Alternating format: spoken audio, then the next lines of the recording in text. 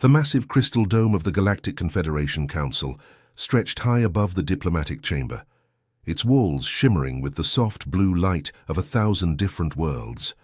For 3,000 years, this sacred space had witnessed only peace negotiations, trade agreements, and celebration ceremonies. Today, that streak was about to end. Admiral Kim Hyun adjusted his simple black uniform as he watched the enormous doors slide open with a deep rumble. The Vextar delegation marched in like a military parade, their purple exoskeletons gleaming under the chamber's lights. Each step of their 6 legs created a rhythmic clicking sound that echoed off the crystal walls. Behind them floated their mechanical translation drones, small spherical robots that hummed with energy. The other species' representatives had already taken their seats in the circular chamber. The tall, graceful Ilari with their flowing robes whispered among themselves, their feathered heads turning nervously. The rock-like Thugan delegation sat motionless as always, but even their ancient stone faces seemed tense. The aquatic Merdai remained in their water-filled observation pods, their tentacles moving in agitated patterns. Captain Lee Min stood at attention beside Admiral Kim Hyun, her hand resting casually on her sidearm. She had served with the Admiral for 15 years, ever since humanity joined the Confederation, and she had never seen him look this relaxed before a major diplomatic meeting. Most humans would be sweating bullets right now, but Kim Hyun looked like he was about to watch his favorite movie. Ambassador Thexnar of the Vextar Empire stepped forward, his massive form towering over the human delegation. His 4 arms spread, wide in what the galaxy recognized as a gesture of dominance. The translation drones buzzed louder as they prepared to broadcast his words across the chamber and to every corner of known space. For too long the humans have been a stain upon this galaxy, Thexnar began, his voice deep and threatening. The mechanical translators converted his words into hundreds of different languages simultaneously.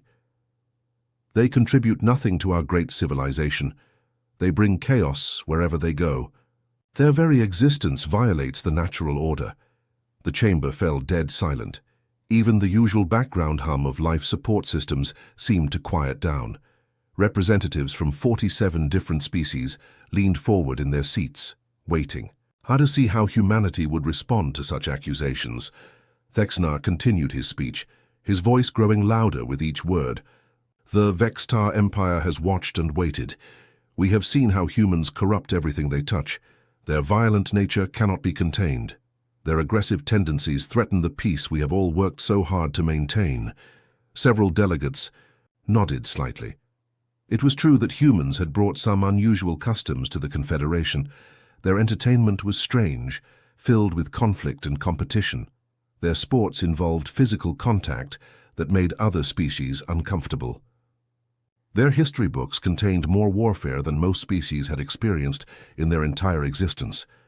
Therefore, Thexnar raised all 4 arms dramatically, by the authority granted to the Vextar Empire under the ancient laws of challenge, we hereby declare total war upon the human species. We will cleanse this galaxy of their presence once and for all. The silence that followed was so complete that everyone could hear the soft whisper of air recycling through the station's ventilation systems. This was it, the moment that would end 3 millennia of perfect peace. Every representative in the chamber held their breath, waiting for the human response. And then Admiral Kim Hyun started laughing. It began as a small chuckle, barely audible in the vast chamber. But it grew quickly into a full, hearty laugh that echoed off the crystal walls and reached every corner of the room. Kim Hyun threw his head back, tears beginning to form in his eyes as the laughter continued. The sound was so unexpected, so completely opposite of what everyone had prepared for, that several delegates actually jumped in their seats. Captain Lee Min felt her own lips twitching upward.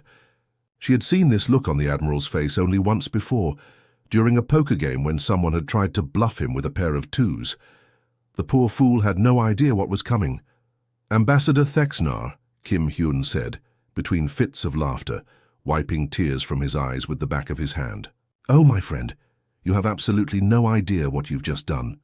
The Vextar ambassador's purple face darkened to an almost black shade, a sign of extreme anger in their species. "You dare mock the might of the Vextar Empire?" "Mock you?" Kim Hyun struggled to control his laughter long enough to speak.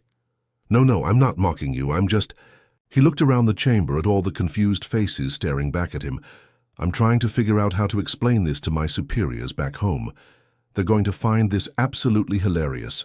The other species representatives exchanged worried glances. The Alari delegation huddled together, their feathers ruffling with anxiety. The Thugan sat like statues, but their usually calm stone faces showed cracks of concern.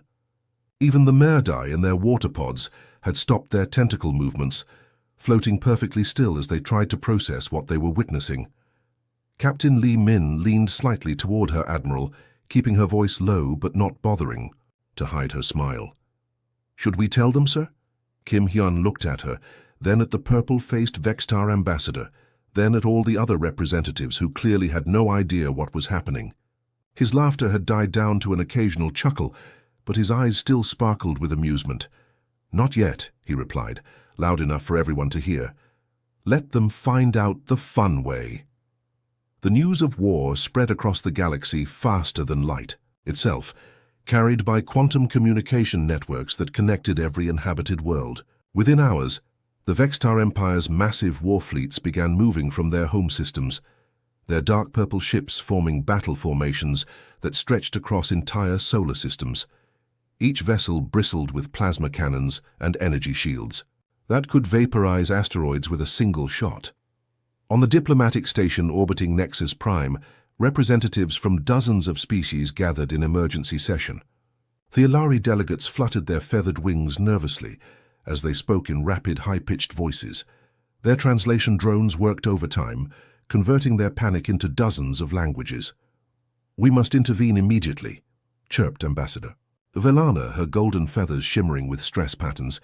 "The humans cannot possibly survive this assault. The Vextar have 6,000 warships ready for battle." The massive Thugan representative, whose rocky body took up 3 regular seats, spoke in his deep, rumbling voice that sounded like an earthquake. "The stone-carved laws are clear.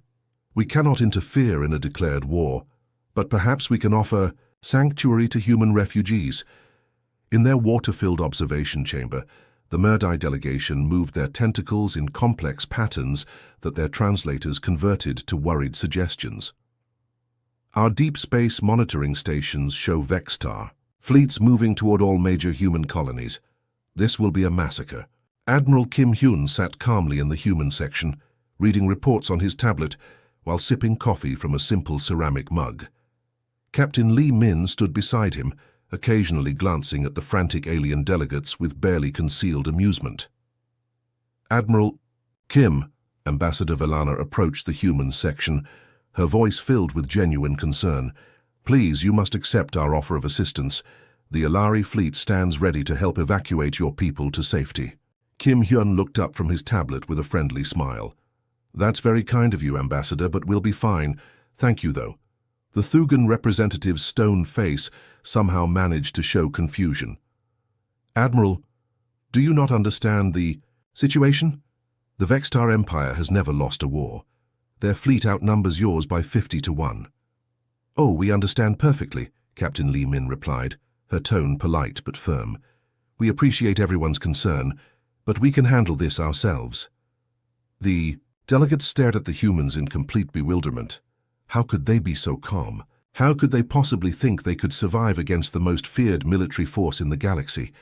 Meanwhile, on Earth, Dr. Park Jin was having the strangest day of his career. He had spent the last 20 years as the chief curator of the Seoul Historical Preservation Center, a quiet job that mostly involved cataloging old artifacts and giving tours to school children. The center was built deep underground, its climate-controlled vaults stretching for kilometers beneath the city. His communication device buzzed with an incoming call marked with the highest security clearance. Dr. Park Jin had never seen codes like these before. "Dr. Park, this is General Yoon from Earth Command," came the crisp military voice. "Operation Nostalgia is now active. You have 48 hours to pack everything in your facility for immediate transport." "Everything?" Dr. Park Jin looked around at the vast storage halls filled with thousands of artifacts. "Sir, that's impossible. We have items dating back 5,000 years. Some of these pieces are too fragile to move." "Doctor, let me be very clear." General Yoon's voice carried a tone that made Dr. Park Jin stand straighter. "When I say everything, I mean everything. The museum pieces, the archived weapons, the old uniforms, the tactical manuals, the training.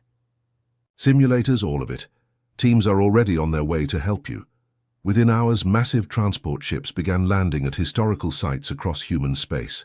Museums that had been quiet for decades suddenly buzzed with activity, as teams of specialists carefully packed items that hadn't been moved in centuries. Ancient weapons that had been display pieces were loaded onto military transports. Tactical.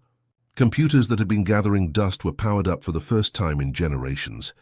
At the same time, something very strange began happening in human schools across the galaxy. Children who had been learning about art, science, and peaceful cooperation suddenly found their lessons had changed overnight. 10-year-old Choi Yu sat in her classroom on the colony world of New Busan, watching her teacher, Ms. Kang Na, set up equipment she had never seen before. The holographic projector displayed images that made several children gasp in surprise. "Today, class, we're going to learn about strategic warfare doctrine," Ms. Kang Na announced, her voice carrying an excitement that confused her students. "These are historical recordings from before humanity joined the Galactic Confederation." The hologram showed massive battles between human fleets, ships firing weapons that could crack moons in half. The children watched in fascination as ancient human generals explained tactics that seemed impossibly complex and brutal. "Ms. Kang," Yu raised her hand, "why are we learning about fighting? I thought humans were peaceful now." Her teacher smiled, in a way that reminded Yu of her mother, when she was planning a surprise. "We are peaceful, Yu, but sometimes being peaceful means remembering how to be something else when necessary." Across the galaxy, alien intelligence networks monitoring human communications were baffled by what they were seeing. Instead of mobilizing defenses or evacuating civilians, humans seemed to be teaching their children about warfare and emptying their museums. Their scientists weren't working on new weapons, they were dusting off old ones. The Vextar military command studied these reports with growing confusion. Their spy drones showed human colonies continuing their normal routines. People went to work, children attended school, and life seemed remarkably unchanged for a species that had just been declared war upon. That evening, young Choi Yu came home to find her mother, Colonel Choi Soo, sitting at the kitchen table reviewing old military manuals that Yu had never seen before. The books looked ancient, their covers worn and faded. "Mom," Yu asked, climbing onto the chair beside her mother, "why are all the adults smiling when everyone says we're going to war? The news shows say the Vextar have thousands of ships, but you and Dad keep laughing about it." Colonel Choi Soo closed her manual and pulled her daughter onto her lap. She looked out the window at the peaceful colony city where families were walking in parks and vendors were selling snacks to children. Everything looked so normal, so calm. "Because we remember something the galaxy forgot, sweetheart," she said, patting Yu's head gently. "We remember who we used to be. Who were we?" Her mother's smile grew wider, and for just a moment Yu saw something in her eyes that reminded her of the ancient warriors from the school holovids, the most dangerous species this galaxy has ever known. The Vextar First Attack Fleet emerged. From hyperspace in perfect formation, their purple hulls gleaming against the starfield like jewels of death. Admiral Zexthal stood on the bridge of his flagship, the inevitable Conquest, watching his tactical displays with satisfaction. 300 warships, each one capable of glassing a continent, now surrounded the peaceful human colony of New Terra. "Target analysis complete, Admiral," reported his tactical officer, manipulating holographic controls with 4 arms simultaneously. "The planet shows minimal defensive installations. We detect only 12 human vessels in orbit." Admiral Zexthal's mandibles clicked together in what passed for laughter among his species. 12 ships against 300. This would be over before his afternoon meal. The humans had made this almost insultingly easy. "Open a channel to all human vessels," he commanded. "Let us give them one chance to surrender before we demonstrate the might of the Vextar Empire." But as the communication array powered up, something on the sensor display made his tactical officer pause. "Admiral, these readings are unusual. The human ships are not matching any known human vessel types in our databases. Zexthul glanced at his screens. The 12 human ships hung in space like sleeping giants, their dark hulls almost invisible against the void. They were massive, far larger than any human vessel the Vextar had encountered before. Strange symbols were etched along their sides, markings that the translation computers couldn't identify. Museum pieces, perhaps, suggested the tactical officer.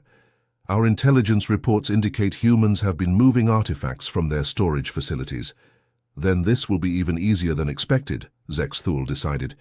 Ancient ships against modern weapons? This is almost too simple. On the bridge of the human flagship, Fleet Commander Park Wu stood with his hands clasped behind his back, watching the Vextar formation with calm interest. The bridge around him hummed with quiet efficiency as his crew prepared for battle. Each station was manned by officers whose movements showed the kind of precision that only came from years of training. The ship itself was a marvel that shouldn't have existed. The Sejong the Great stretched over 3 kilometers from bow to stern, its hull covered in armor plating that seemed to absorb light rather than reflect it. Weapons ports lined its sides like the scales of some ancient dragon, each one containing destructive power that had been forgotten by the galaxy for centuries. "Admiral, the ship is responding beautifully," reported Chief Engineer Kim Bo from his station.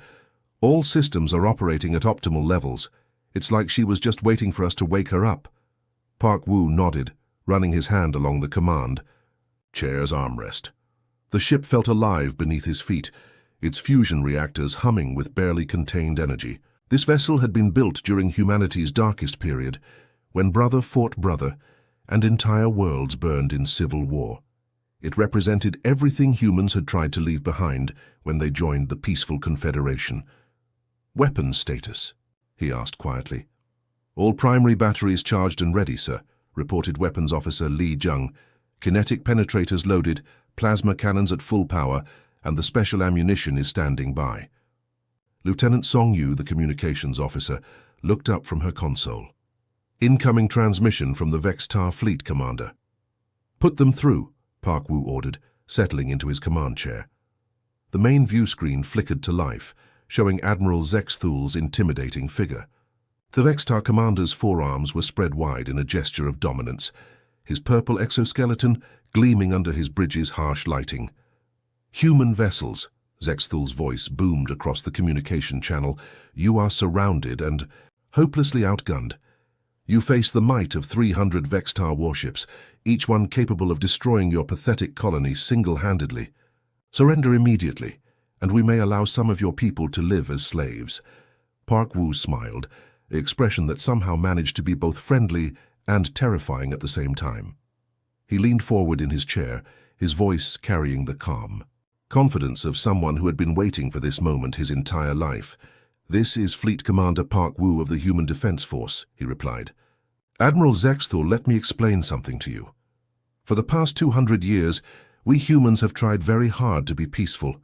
We joined your confederation, we followed your rules, we even let you treat us like newcomers who didn't understand how the galaxy worked." On his tactical display, Park Wu could see the Vextar ships beginning to form attack formations. Their weapons were powering up, energy signatures building as they prepared to unleash destruction on the human fleet. "We studied your art, we learned your languages, we participated in your trade networks," Park Wu continued, his voice never losing its calm tone. "We really, genuinely tried to fit in with your peaceful galaxy. We wanted to be better than what we were." Admiral Zexthul's mandibles clicked impatiently. "Your words mean nothing, human. Surrender or be destroyed." Park Wu's smile grew wider, and for just a moment, something ancient and dangerous flickered in his eyes. "But you see, Admiral, that's where you made your mistake. You've just reminded us who we used to be." He gestured to Lieutenant Song Yu, who nodded and began transmitting coded signals to the other human ships. Across the small human fleet, vessels that had been silent museums for centuries began to wake up. Weapon systems that hadn't been fired in ages hummed to life. Shields that had been mere historical curiosities snapped into existence around each ship. "All ships," Park Wu spoke into his fleet communication system. Weapons free. Show them what humans used to be capable of. The battle began with the Vextar fleet firing first, sending waves of plasma bolts and energy beams toward the human ships. The attack struck the human shields and simply disappeared. The ancient defensive systems absorbed the incoming fire, like it was nothing more than sunlight. Then the human ships fired back, the Sejong the Great. His main guns spoke with voices like thunder, sending kinetic penetrators moving at significant fractions of light speed toward the Vextar formation. Each projectile hit with the force of a small asteroid, punching through Vextar shields and armor like they were made of paper. The other human ships joined the attack, their weapon systems demonstrating technologies the galaxy had never seen before.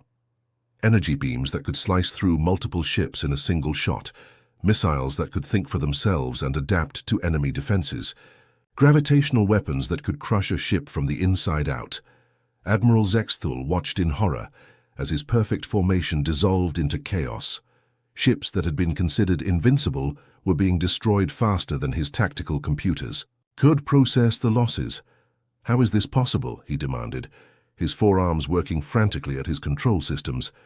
"These are museum pieces, ancient relics." The engagement lasted exactly 17 minutes. When the shooting stopped, the Vextar first attack fleet had been reduced to scattered debris, and a handful of heavily damaged ships fleeing back toward hyperspace. Not a single human vessel had been lost. In fact, their shields hadn't even been seriously tested. Fleet Commander Park Wu sat back in his command chair, watching the last Vextar ships disappear into hyperspace.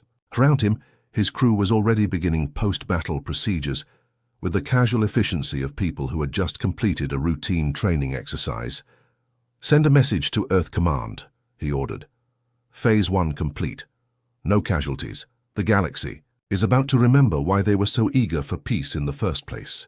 The reports flooded in from across the galaxy like a digital avalanche. System after system, the same impossible story repeated itself. Vextar fleets that had conquered entire civilizations were being destroyed by human ships that shouldn't even exist. The galactic news networks couldn't keep up with the updates. In the Kepler 442 system, the Vextar Third Armada encountered the human vessel Admiral Yai, a ship their computers insisted was a decommissioned training vessel. The battle lasted 8 minutes. 47 Vextar ships were destroyed. The human ship didn't even bother to fire its main weapons. At the mining colony of Proxima 7, 300 Vextar assault ships met 12 human vessels with names. Like Turtle Ship and Dragon's Breath, the mining station's automated cameras recorded the entire engagement. When it was over, the human ships had used some kind of gravitational weapon that crushed the Vextar fleet like tin cans. On the crystal moon of Avalon Prime, the famous resort world where alien diplomats went to relax, emergency broadcasts showed human ships moving through space in formations that defied everything the galaxy thought they knew about combat. The humans fought like they were dancing, their movements so perfectly coordinated that it seemed like all their ships were controlled by a single mind. The Galactic Confederation Council called an emergency session for the third time in a week. Representatives from 47 species gathered in the Great Crystal Chamber, their usual calm replaced by barely controlled panic. The holographic displays around the room showed tactical maps covered in red zones where Vextar fleets had simply vanished. Ambassador Velana of the Alari paced back and forth, her golden feathers ruffled with stress. "This is impossible," she kept repeating. "The humans joined our confederation only 200 years ago. They were peaceful traders and scientists. How can they be doing this?" The massive Thugan representative, Elder Grokhan, spoke in his deep, rumbling voice. "Perhaps we should examine what we truly know about human history. Our archives contain only basic information about their species." "That's because they never gave us detailed records," added Ambassador Quintel of the aquatic Merdai, his tentacles moving in agitated patterns inside his water-filled observation pod. "They said their past was not relevant to their future. In our peaceful galaxy." On the main viewing screen, a hologram flickered to life. The image showed an elderly human man standing in what appeared to be a vast library filled with ancient books and data storage devices. He wore simple civilian clothes, but something in his eyes suggested he had seen things that would horrify most galactic citizens. "Council members," the hologram began, "my name is Dr. Imho. I am the Director of Human Historical Archives on Earth. I believe you have some questions about my species." The chamber fell silent.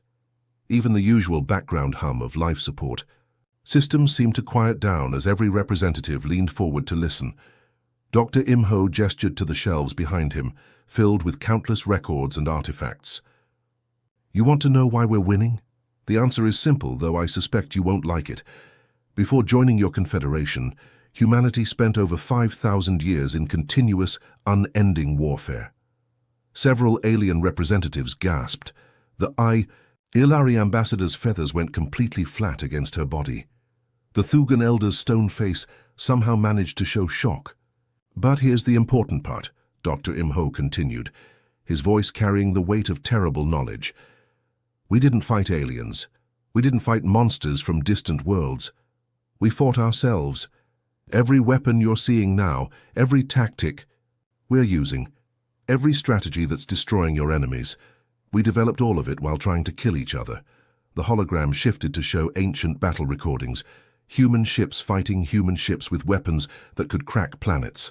Soldiers in primitive armor using tactics so advanced that they made modern military doctrine look like a children's game. "Do you see those ships we're using now?" Dr. Imho asked. "You call them museum pieces. We call them restraint. Those are the ships we built when we were tired of war, but still needed to be ready for it. The weapons we used on ourselves were so much worse." The council chamber erupted in confused voices. Representatives spoke in dozens of languages, their translation, drones working overtime to convert panic into understandable words. Dr. Imho raised his hand for silence. "Let me give you some perspective. You know those recreational activities that humans enjoy, the sports where we physically compete against each other? Those are training exercises. We were teaching our children combat skills and calling it fun." The hologram showed clips of human entertainment, martial arts competitions, strategy games, even their popular movies and books. Every form of human recreation seemed to involve some form of conflict or competition. "Your entertainment consists of warfare simulations," Dr. Imho continued. "Every video game, every movie, every book, we were constantly imagining new ways to fight. We turned the art of war into our primary form of cultural expression." On her ship, Captain Nam Su of the Yi Sun Sin watched the council broadcast, while her crew performed maintenance on weapons that could glass continents. She decided to add her own perspective to the revelation. "Council members," she said, her image appearing alongside Dr. Imho's, "I'm broadcasting from the bridge of what you call an ancient museum piece. Let me explain something that your historians apparently missed." She gestured to her crew, who were working with casual efficiency around weapons systems that made Vextar technology look like stone knives. "Those primitive weapons you dismissed when we joined your confederation, they weren't primitive. They were scaled-down versions of planet killers we built to use on our own world." The camera panned across her ship's weapon arrays, showing destructive capability that made the watching aliens physically recoil from their viewing screens. "We had bombs that could crack continents," Captain Nam Su explained matter-of-factly. "Weapons that could turn entire oceans into steam. Ships that could move faster than light, while carrying enough firepower to sterilize solar systems.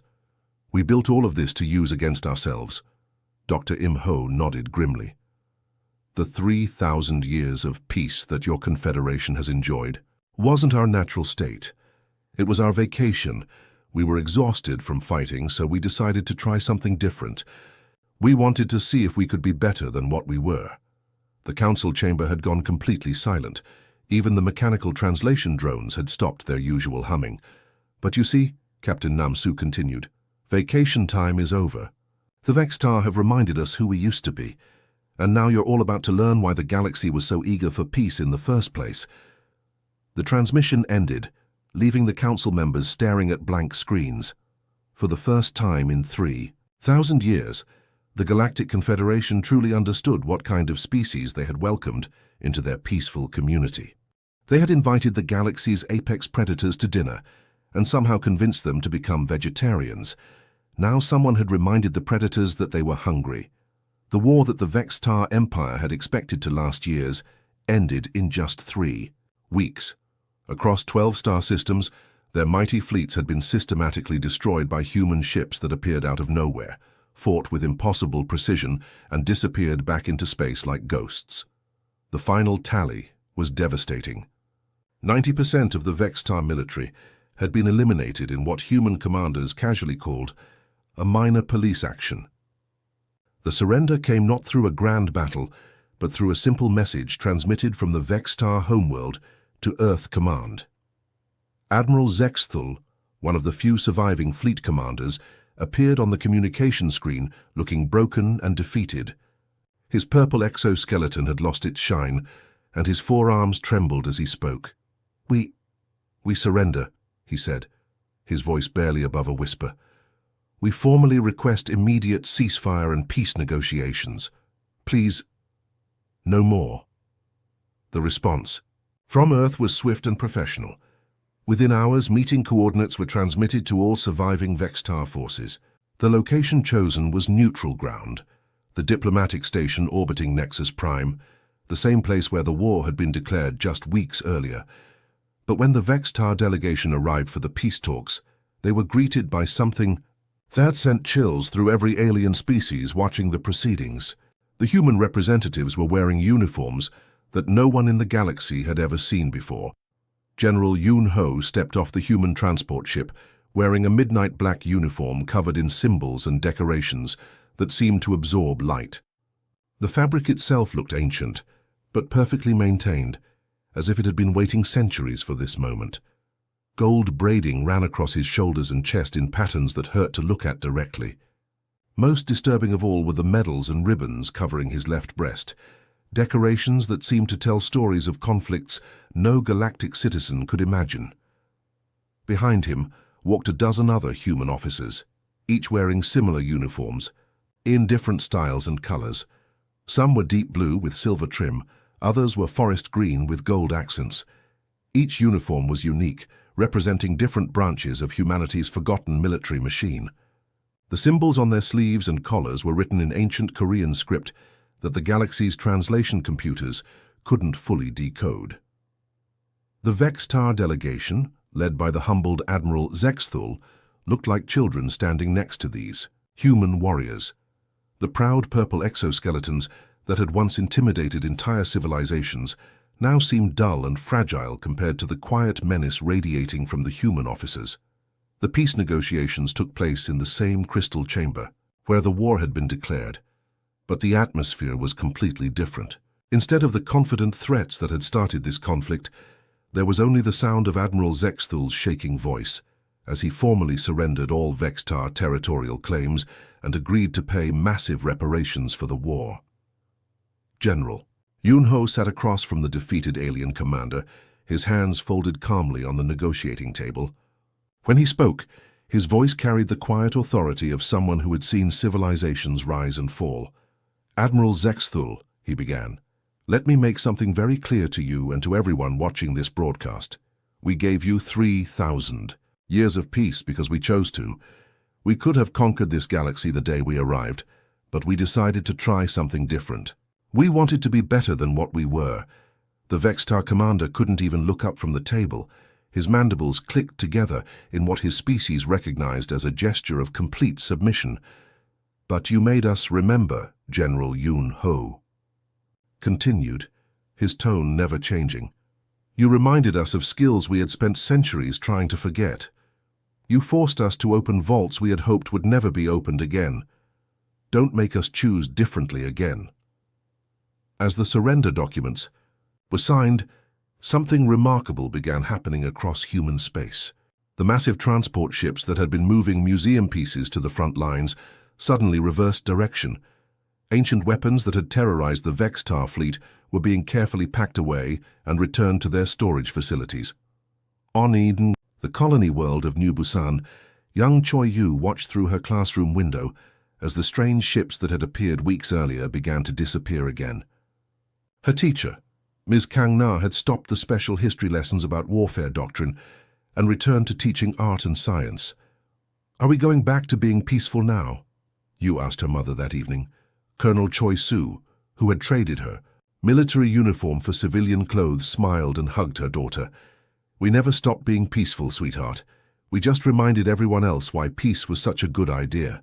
Across the galaxy, alien intelligence services worked frantically to understand what they had witnessed. The human ships that had dominated their enemies were being retrofitted back into museum displays. The weapons that had shattered the galaxy's most feared military were being put back on museum shelves. The uniforms that had terrified entire civilizations were being folded away in storage closets. It was as if humanity had briefly put on a costume to deal with an annoying problem, and now they were changing back into their regular clothes. The final moment of the conflict came when Admiral Kim Hyun addressed the emergency session of the Galactic Council. He stood at the same podium where he had first laughed at the Vextar declaration of war, but now his expression was serious. "Fellow council members," he began, "I want you to understand something important. The thing about humans is that our greatest victory wasn't conquering the Vextar Empire. Our greatest victory was conquering ourselves." The chamber was completely silent, as representatives from 47 species hung on his every word. "We spent 3,000 years proving we could be better than what we were," Admiral Kim Hyun continued. "We learned to create instead of destroy. We learned to build instead of tear down. We learned to cooperate instead of compete. But never forget, we chose to be peaceful. We can choose otherwise." He paused, looking around the chamber at all the alien faces staring back at him with new understanding and new fear. "That laughter you heard when the Vextar declared war? That wasn't mockery. That was the gentle amusement of a sleeping giant, bemused by the audacity of those who dared wake it. We found it funny that someone actually thought they could threaten us." The Admiral's final words became the most quoted statement in galactic history. "From this day forward, remember that humanity's greatest weapon isn't our technology or our tactics. It's our choice to be kind. And everyone here should desperately hope we continue to make that choice." As the council session ended and representatives returned to their homeworlds, a new understanding spread across the galaxy. The peace that had lasted for 3 millennia wasn't maintained by treaties or negotiations or the threat of mutual destruction. It was maintained by the simple knowledge that somewhere in the galaxy lived a species that had the power to end everything, but had chosen not to use it. The humans had decided to be gardeners instead of warriors, teachers instead of